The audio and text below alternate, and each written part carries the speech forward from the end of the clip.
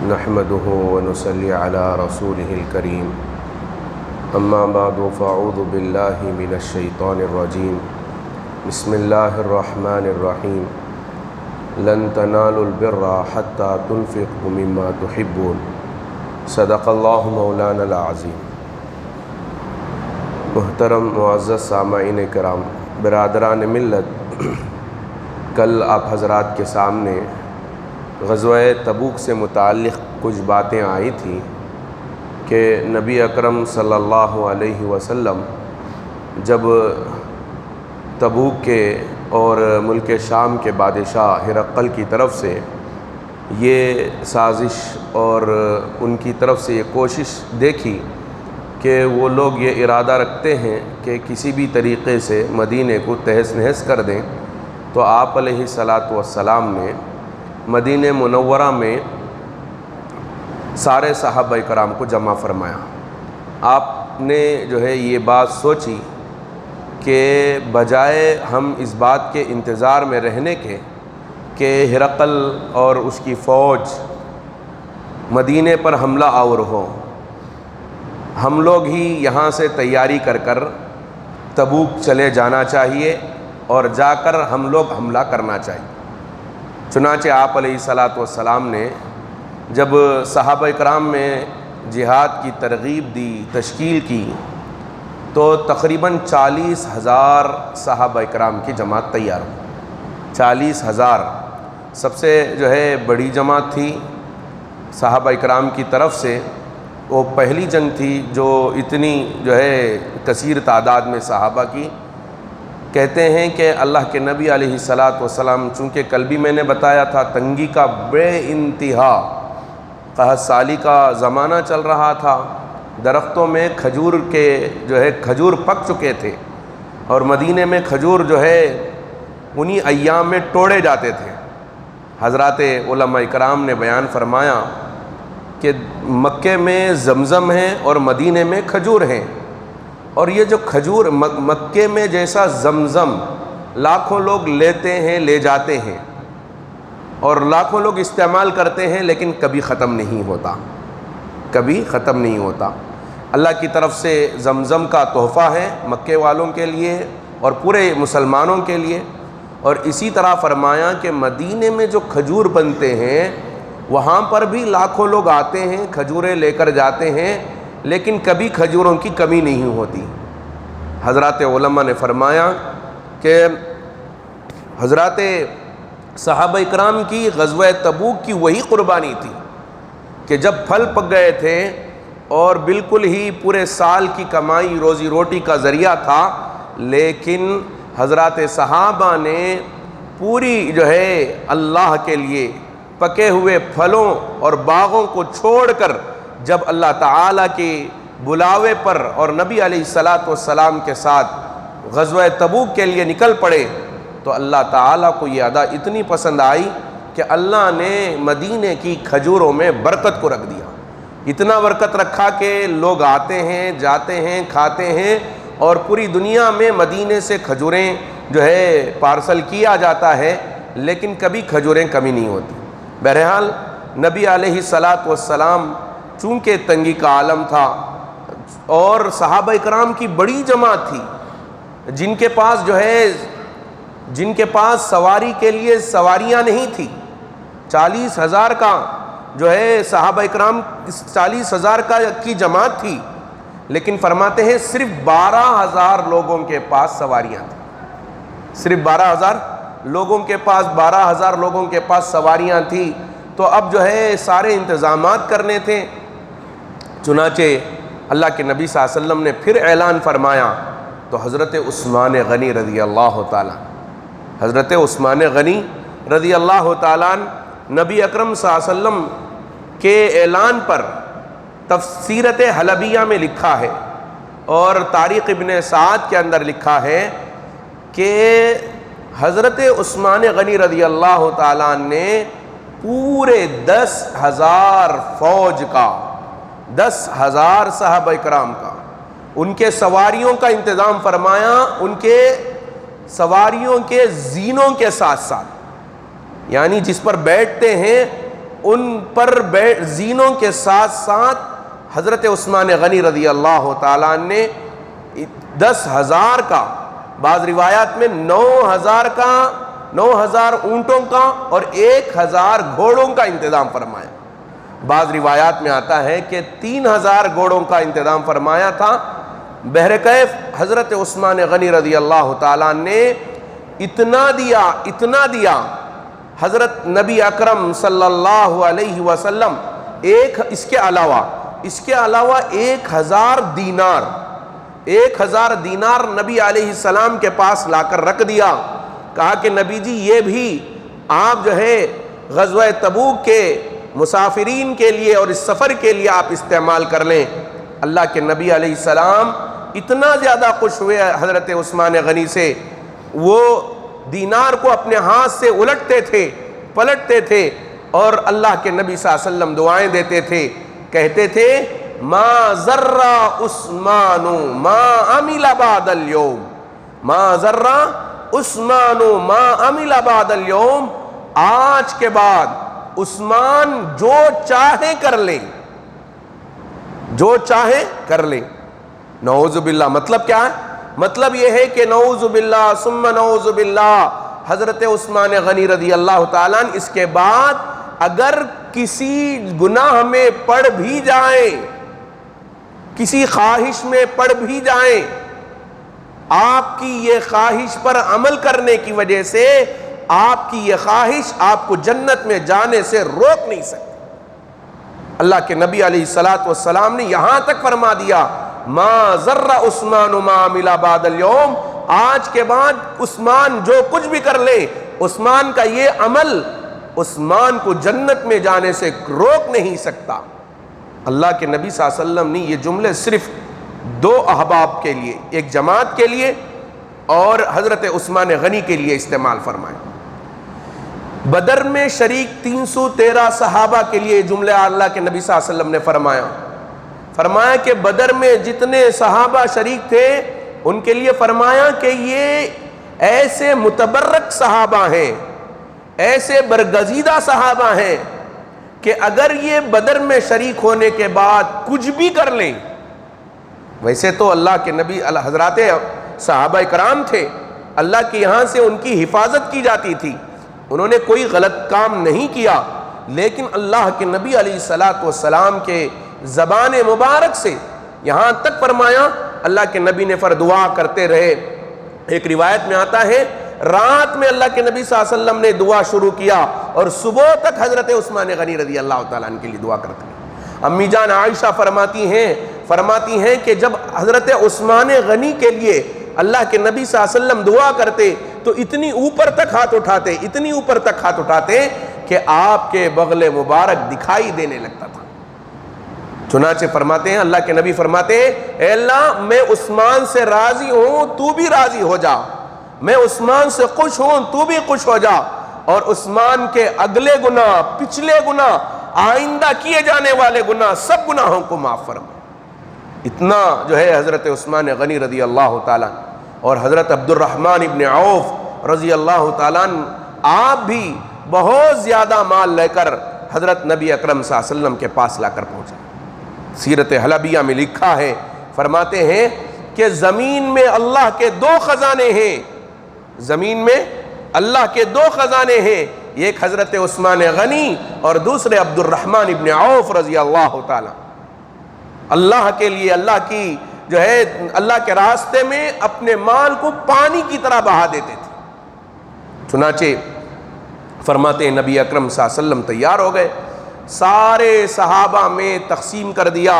سواریوں کو تقسیم کر دیا۔ اب تیاری کر کر چلنے لگے تو کچھ لوگ منافقین، میں نے پہلے بتایا تھا کہ منافقین تقریباً 300 کے لگ بھگ افراد تھے، اس میں سے کچھ لوگ تو رک گئے یہ کہہ کر کہ گرمی بہت زیادہ ہے۔ عبداللہ ابن ابی نے کہا کہ میں تو صحابہ کو دیکھ رہا ہوں کہ یہ صحابہ، میں محمد صلی اللہ علیہ وسلم اور ان کے صحابہ کو دیکھ رہا ہوں یہ کہ پہاڑوں کے پتھروں کے بیچ میں، غاروں میں چھپتے چھپتے پھر رہے ہیں۔ نعوذ باللہ ثم نعوذ باللہ، یعنی محمد صلی اللہ علیہ وسلم کا یہ فیصلہ غلط فیصلہ ہے۔ بہر کیف عبداللہ ابن ابی بھی مجبوراً نکل گیا ساتھ میں، اور کچھ منافقین بھی ساتھ چلے۔ منافقین کا ارادہ تھا کہ کسی طریقے سے مال غنیمت لوٹیں گے اور راستے میں جتنا ہو سکے نبی علیہ الصلاۃ والسلام کو تکلیف پہنچائے۔ چنانچہ کہتے ہیں کہ نبی علیہ السلام کا قافلہ نکلا، اس میں کچھ صحابہ کرام فرماتے ہیں کہ 7 صحابہ کرام اللہ کے نبی صلی اللہ علیہ وسلم کے پاس آئے، آ کر عرض کرنے لگے کہ نبی جی ہمارے پاس سواری نہیں ہے، آپ ہمارے لیے بھی سواری کا انتظام کر دیں، ہم لوگ بھی آنے کے لیے تیار ہیں۔ اللہ کے نبی صلی اللہ علیہ وسلم سب کو تقسیم کر چکے تھے، سواریاں نہیں تھی، تو اللہ کے نبی صلی اللہ علیہ وسلم نے کہا کہ سواریوں کا انتظام نہیں ہو سکتا۔ کہتے ہیں کہ وہ صحابہ کرام وہاں سے لوٹے تو اس غم کے ساتھ لوٹے کہ ان کے آنکھوں سے آنسو جاری تھے۔ بکاؤن، ان صحابہ کرام کا نام رکھ دیا گیا۔ اللہ تعالی حضرات صحابہ کے اس عمل سے اتنا خوش ہوئے، حضرت جبرائیل کو بھیجا کہ جاؤ محمد عربی صلی اللہ علیہ وسلم کو یہ آیتیں لے جا کر پیش کرو۔ حضرات اس 7 صحابہ کرام جو روتے ہوئے جا رہے تھے، حضرت بلال سے فرمایا کہ جاؤ بلا کر لاؤ۔ پھر جب بلایا گیا، پھر کوشش کی گئی تو حضرت عبداللہ ابن عباس 2 سواریوں کا انتظام کیا، حضرت عثمان غنی پھر 3 سواریوں کا انتظام کیا، اور دیگر کسی صحابی نے 2 سواریوں کا انتظام کیا۔ پھر ان 7 صحابہ کو لے کر نکلے۔ جب سواری قافلہ نکلا تبوک کی طرف، چلتے چلتے کچھ دور جا کر نبی علیہ الصلاۃ والسلام وہاں رک گئے، پڑاؤ ڈالا۔ جب پڑاؤ ڈالا تو پھر ایک مرتبہ نبی علیہ الصلاۃ والسلام اپنے صحابہ کی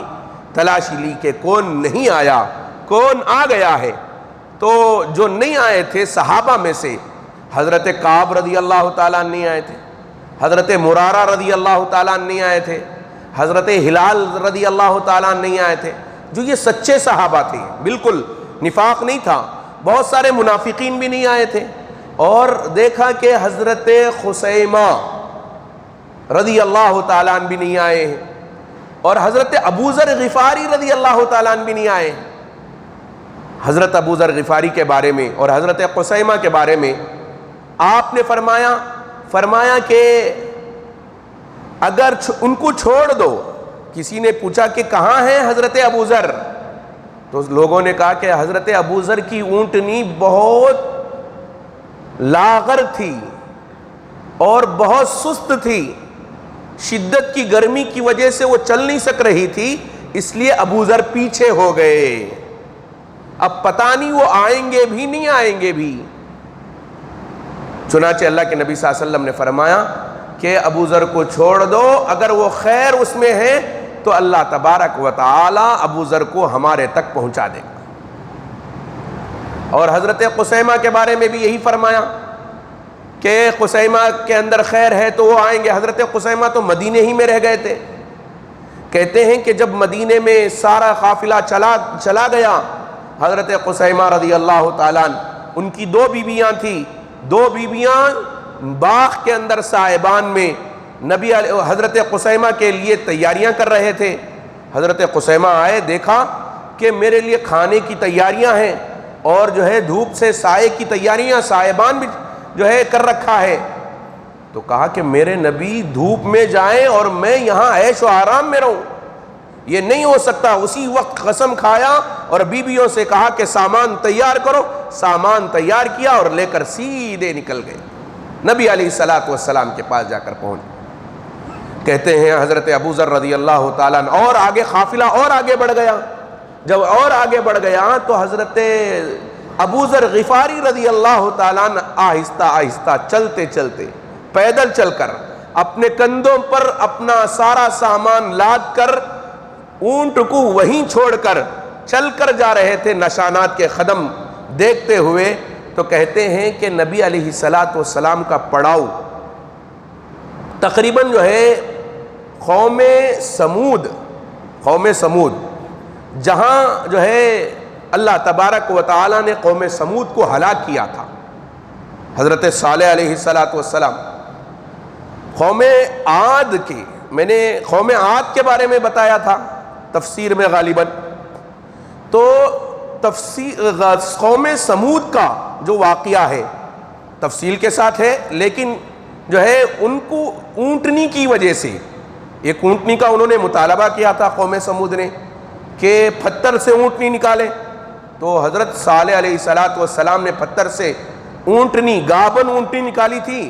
اللہ تعالیٰ نے معجزہ عنایت فرمایا تھا۔ تو وہ اونٹنی جہاں جو ہے جس کنویں کا پانی پیتی تھی تو پورا پانی ایک ساتھ پی لیتی تھی، اور جب پی لیتی تو جتنا پانی پیتی اتنا زیادہ دودھ وہ دیتی تھی۔ میرے کیف وہ مستقل الگ عنوان ہے۔ تو قوم صالح نے جب جو ہے حضرت صالح کی بات نہیں مانی اور اس اونٹنی کا انہوں نے قتل کر دیا، تو اللہ نے انہیں عذاب دے دیا اور عذاب سے وہ ہلاک ہو گئے تھے۔ چنانچہ کہتے ہیں کہ نبی اکرم صلی اللہ علیہ وسلم چلتے چلتے آپ کا قافلہ جب جو ہے قوم صالح کے پاس سے گزرا، اور قوم صالح قوم عاد ہی کا ایک شق تھا، قوم عاد کی دو جماعتیں تھیں، ایک قوم صالح اور ایک حضرت ہود علیہ السلام، حضرت ہود علیہ السلام۔ چنانچہ وہ لوگ بہت طاقتور تھے، کانو ینہیتون الجبال بیوتا، پہاڑوں کو تراش کر گھر بنایا کرتے تھے۔ انہی جو ہے لوگوں کے بارے میں یہ ساری چیزیں ہیں۔ بہرکیف جب آپ کا گزر ہو رہا تھا تو آپ نے فرمایا کہ یہاں پر نہ وضو کرو، نہ یہاں کا جو ہے پانی پیو، آگے بڑھ جاؤ، آنکھوں کو نیچے رکھو اور روتے ہوئے شرمندگی کے ساتھ اللہ سے مدد مانگتے ہوئے یہاں سے گزرو۔ آپ علیہ السلام اپنے چہرے پر جو ہے رومال ڈال لیا اور سواری کو تیز بڑھا دیا، کہا کہ یہاں قوم صالح پر عذاب آیا ہے، کہیں ایسا نہ ہو کہ اس نحوست میں ہم بھی مبتلا نہ ہو جائے۔ آگے نکل گئے، آگے نکلے اور آپ آگے نکل کر جہاں کنواں تھا قوم صالح کا، اس کنویں کے پاس، اس کے کنویں کے قریب میں جا کر پڑاؤ ڈالا۔ آپ وہاں جا کر پڑاؤ ڈالا تو فرماتے ہیں کہ جب حضرت ابو ذر غفاری رضی اللہ تعالیٰ عنہ چلے آ رہے ہیں، آہستہ آہستہ چلے آ رہے ہیں، لوگوں نے بتایا کہ کوئی آدمی پیدل چل کر آ رہا ہے، تو اللہ کے نبی صلی اللہ علیہ وسلم نے فرمایا کہ وہ ابو ذر ہے۔ جب قریب آ گئے تو صحابہ نے فرمایا، عرض کیا کہ نبی جی وہ تو ابو ذر ہے، تو اللہ کے نبی صلی اللہ علیہ وسلم نے فرمایا رحم اللہ ابا ذر، رحم اللہ ابا ذر یموت یعیش فریدا ویموت فریدا ویحشر فریدا، کہ اللہ رحم کرے ابو ذر پر، ابو ذر زندگی گزارے گا تو تنہا زندگی گزارے گا، ابو ذر زندگی گزارے گا تو تنہا زندگی گزارے گا، مرے گا تو تنہا مرے گا، اور قیامت میں اٹھایا جائے گا تو تنہا اٹھایا جائے گا۔ حضرت ابو ذر غفاری رضی اللہ تعالیٰ عنہ کا جو مزاج تھا وہ ایسا مزاج تھا کہ انہوں نے سن رکھا تھا اللہ کے نبی صلی اللہ علیہ وسلم کو کہ ذخیرہ جمانا، پیسے جمانا یہ اچھی بات نہیں ہے، تو حضرت ابو ذر غفاری رضی اللہ تعالیٰ عنہ نے مزاج بنا لیا۔ وہ مالدار صحابہ کو پکڑتے، مالدار صحابہ کو پکڑتے اور ان کے پاس ان کا نظریہ یہ تھا کہ آدمی آج رات کھا لیا تو کل کے لیے کچھ بھی چیز اٹھا کر نہ رکھیں، کل کے لیے کوئی چیز بچا کر نہ رکھیں۔ چنانچہ حضرت ابو ذر غفاری رضی اللہ تعالیٰ مدینے کے مالدار صحابہ کے پاس جاتے، ایک ڈنڈا رکھا تھا، وہ ڈنڈے سے ان کو مارتے، کہتے کہ نکالو پیسے، نکالو پیسے، لیتے اور فقراء میں لا کر تقسیم کر دیتے۔ مدینے کے جو فقراء ہوتے وہ حضرت ابو ذر کے ساتھ رہتے تھے، اور مالدار بڑے پریشان ہو گئے، انہوں نے کہا کہ ہم مال کی زکوٰۃ نکالتے ہیں اور اس کے علاوہ صدقہ خیرات بھی کرتے ہیں، اور ظاہر سی بات ہے مال کی زکوٰۃ نکال دینے کے بعد آدمی اپنے پاس مال رکھ سکتا ہے، صدقہ خیرات بھی کر رہا ہے، تو پھر تو نور علی نور ہے. لیکن جو ہے حضرت ابو ذر غفاری کا مسلک یہ نہیں تھا. وہ کہتے تھے کہ بھائی فریج رکھنا جائز نہیں ہے. اگر آج ہوتے اور ہمارے گھروں میں فریج دیکھتے تو کہتے کہ فریج رکھنا جائز نہیں ہے, فریج رکھنا حرام ہے, اس لیے کہ کل کے لیے اٹھا کر رکھنا, بچا کر رکھنا ان کے مسلک میں جائز نہیں تھا. تو حضرت عثمان غنی رضی اللہ تعالیٰ عنہ, حضرت ابو ذر غفاری رضی اللہ تعالیٰ عنہ کو صحابہ اکرام کی شکایتوں کی وجہ سے ان سے کہا کہ تم ملک شام چلے جاؤ امیر معاویہ کے پاس, وہاں جا کر رہ لینا.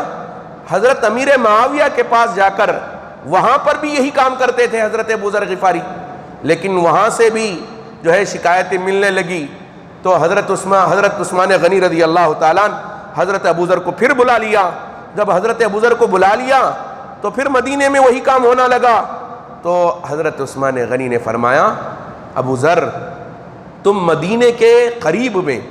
ایک قریہ ہے مقام ربضہ, اس علاقے میں جا کر تم رہ جاؤ, اس علاقے میں جا کر رہ جاؤ. وہاں اکیلے آپ کی بیوی تھی اور حضرت ابو ذر غفاری تھے اور ایک خادم تھا. چنانچہ کہتے ہیں کہ آپ اپنی زندگی کے آخری لمحات وہیں گزارا تھا. اور اللہ کے نبی نے فرمایا تھا کہ ابو ذر تم اکیلے مرو گے, اور جب مرو گے تو تمہاری نماز جنازہ پڑھانے کے لیے صحابہ کی ایک جماعت آئے گی اور وہ آ کر تمہاری نماز جنازہ پڑھائے گی. کہتے ہیں کہ اللہ کے نبی کی باتوں پر اتنا یقین تھا کہ جب مرنے کا وقت آ گیا تو اپنی بیوی سے کہا کہ بکری ذبح کرو اور کھانا سالن بناؤ, اس لیے کہ مہمان آ رہے ہیں. اور جب وہ مہمان آ جائیں گے تو ان سے کہنا کہ ابو ذر صحابی رسول ہے اور ان کی نماز جنازہ پڑھنے اور تدفین کرنے میں مدد کر دینا. چنانچہ کہتے ہیں کہ حضرت عبداللہ ابن مسعود رضی اللہ تعالیٰ عنہ کوفہ شہر سے حج کے لیے وہ آخر میں نکل کر آ رہے تھے کہ آتے آتے اپنے ساتھ کچھ ساتھی تھے, وہ آ رہے تھے. حضرت ابو ذر غفاری رضی اللہ تعالیٰ عنہ کا یہاں انتقال ہو گیا. حضرت ابو ذر غفاری نے اپنی بیوی سے کہا تھا کہ تم راستے میں جا کر کسی طریقے سے انتظار میں رہنا, صحابہ کو لے کر آنا. کہتے ہیں کہ وہاں سے صحابہ کو لے کر آئے, اتنے میں یہاں حضرت ابو ذر غفاری کا انتقال ہو گیا. جب بیوی نے بتایا کہ ابو ذر کا انتقال ہو گیا ہے تو حضرت عبداللہ ابن مسعود رضی اللہ تعالیٰ عنہ فرمانے لگے, صدق رسول اللہ, اللہ کے نبی صلی اللہ علیہ وسلم نے سچ کہا کہ